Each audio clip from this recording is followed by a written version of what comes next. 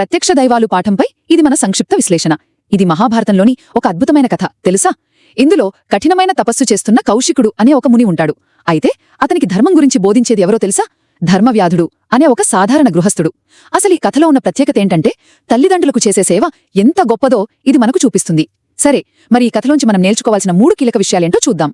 మొదటిది, నిజమైన దైవం ఎక్కడో ఆకాశంలో కాదు, మన ఇంట్లోనే ఉంటుంది.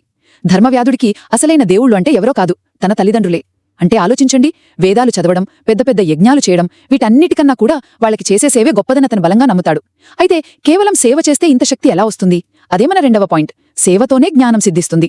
ధర్మవ్యాధుడు చాలా క్లియర్గా చెప్తాడు, తనకొచ్చిన ఈ దివ్య జ్ఞానమంతా కేవలం తన తల్లిదండ్రులకు సేవ చేయడం వల్లే సాధ్యమైందని. నాకు వేరే దేవుళ్ల గురించి తెలియదు, నా తల్లిదండ్రులే నా ప్రపంచం అని అంటాడు. చూసారా, ఈ ఆలోచనే అతని ధర్మానికి పునాది. ఇక చివరిగా మూడవది, కర్తవ్య బోధన. ధర్మవ్యాధుడేమంటాడంటే తల్లి, తండ్రి, గురువు, అగ్ని, ఇంకా అతిథి, ఈ 5 పూజనీయులు అని చెప్తాడు. అలా చెప్పి కౌశికుడు చేసిన తప్పుని గుర్తు చేస్తాడు. ముసలివాళ్లైన తల్లిదండ్రులను వదిలేసి రావడం ఎంత పెద్ద పొరపాటో చెప్పి వాళ్లకు సేవ చేయమని దారి చూపిస్తాడు.